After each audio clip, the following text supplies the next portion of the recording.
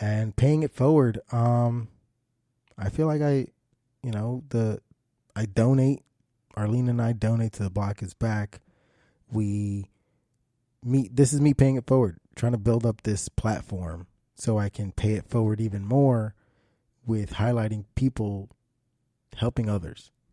I want this to be a hub where people can come to find out, what support systems are in Philly if they're addicted to heroin. Where they can get a next meal on a Saturday in Philly because they don't know where their next meal is going to come from. At 3 o'clock, 6831 Torresdale Ave. Yeah. Tacony, Philadelphia.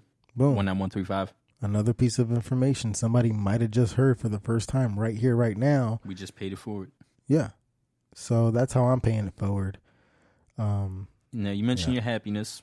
I love quotes because that's just the way my brain works, whether it be movie quotes or music quotes. I always can, just find a sentence enhancer that triggers me to go back to a quote. You said what your happiness is based on, and that just takes me back to a Nas line where he says, what do you base your happiness on? Material, women, and large paper. That means you're inferior, not major. So what do you base your happiness on? You just said a bunch of things that have you happy right now. Are those things that you base your happiness on? Is that always going to be that way? I think so. It was all good things. It was family, essentially, current status in life, people around you. Yeah. I don't think as much as people say money can't buy happiness, I believe that. It can help you. It can buy comfort. It can buy things that make you happy. Buy a little time. Yeah. Might be happy for that month. Yeah, but it won't buy you happiness. Happiness has to come from within. You got to be happy with who you are. And if you're not, that's okay. You need to change. You need to change in a positive way. You need to grow in a positive way. And you need to better your life and better yourself, no matter what position you're in. If happiness, like for me, okay, so just to go back to your question, you asked me what makes me happy. What makes me happy is I'm taken care of. My wife is taken care of. My family is comfortable. Your beautiful dog is happy. My beautiful dog over there sleeping since she got home today. Stuff like that makes me happy. Granted, I would love, a nice car with some rims.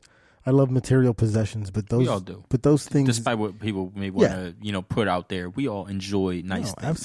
Absolutely. There's nothing wrong with getting something nice. But one of my other I'm sorry to cut you off. Another favorite quote of mine that always gets me emotional. I watched the movie Blow.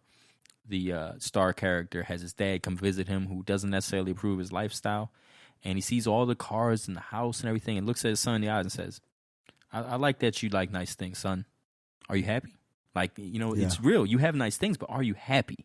Because it doesn't necessarily make you. And, it depends on how you get it as well. Like you said, you could be making 100,000 a year and be miserable. So happiness is something that I feel like we lose track of sometimes. And not only that, what creates our happiness could be misguided. And you got to find out what makes you happy. Because my happiness may not be your happiness. We're all different. And that's okay, too. It's not, there's not a one size fits all. Yeah, exactly. So I'm a firm believer in, if you ain't hurting anybody, do whatever the hell you want. Do whatever makes you happy. As long as you're not hurting anybody and you're making, you ain't even got to be making right choices, honestly. As long as you don't hurt anyone and you're safe. As I like to say, trust your process. Yeah. If it works for you and you're not harming anyone, go about it. Last question I have. This is courtesy of the man, Thomas Machine Gun Maso Roush. How many couches you got? 3. One turns into a futon. My man's got several couches. Several couches. A plethora, a conglomerate of couches. My whole house is made up of cushions and sofa arms.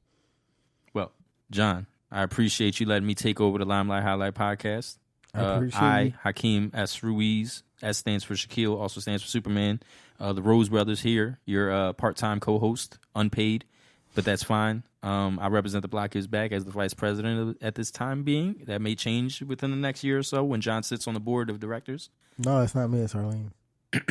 Either or. You guys count as a package deal in my mind, so that's a good thing.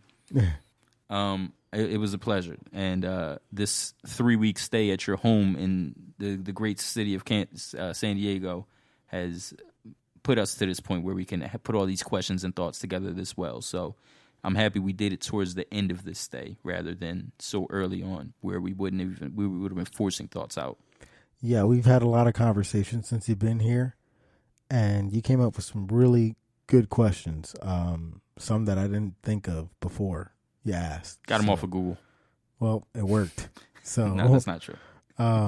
Thank you for coming up with the idea of a little State of the Union for Limelight highlight. State of the Limelight. We gotta let people know. We gotta check in every now and then to see where you're at, as well as making sure they know where they're at in their listenership, because everything grows, everything changes, often. So we got to make sure we're going back to our roots and tackling what people love us for.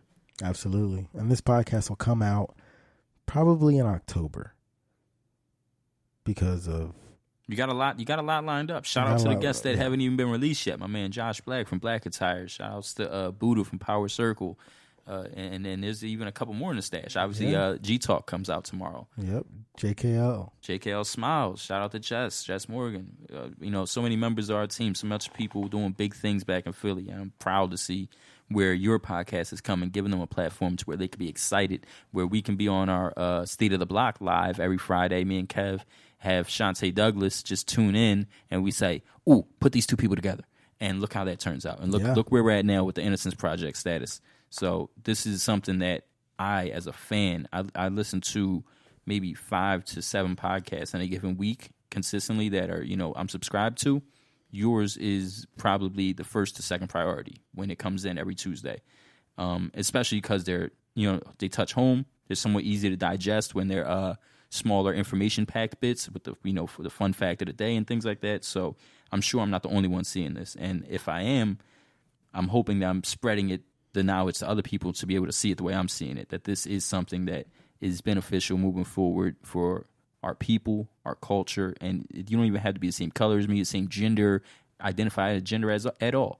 What John's doing here is progressive for everyone in the sense of entertainment and news and just outlooks on life, because we need to remember to be positive. That is sometimes hard. It gets lost in translation when you see so much of reality. Sometimes reality isn't always positive, but you can keep that positive mindset, and that's where you come in to reinstill that value.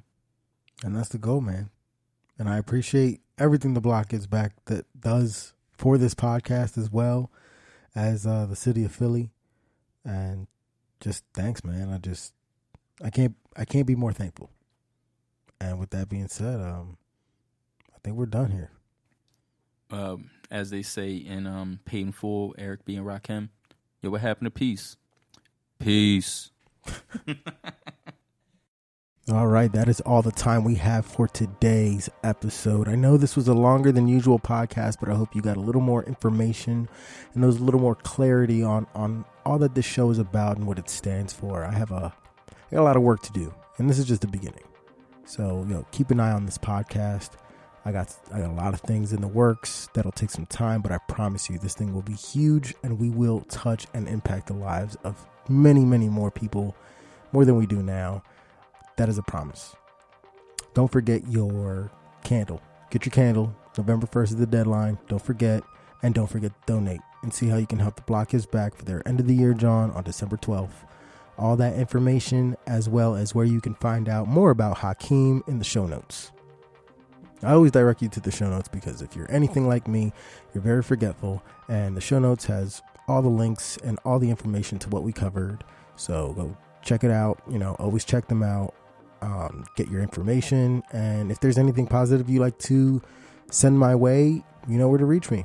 We're on Facebook and Instagram at Limelight Highlight, or at Twitter at LL_highlight, or you can give us an email at limelighthehighlight@gmail.com. All those places, I will be sure to respond. And once again, always leave a rating and a review to help us get back up on them charts. Right now we're at 33. It's a pretty good actually number for the limited amount of time that we've been doing this thing. So yeah, That's pretty much it for this episode. I know it's a long one, but as always, I appreciate you listening. I look forward to hearing from you soon. And until next time, be humble, be helpful, pay it forward, and be the best you. Thanks for listening. I love y'all.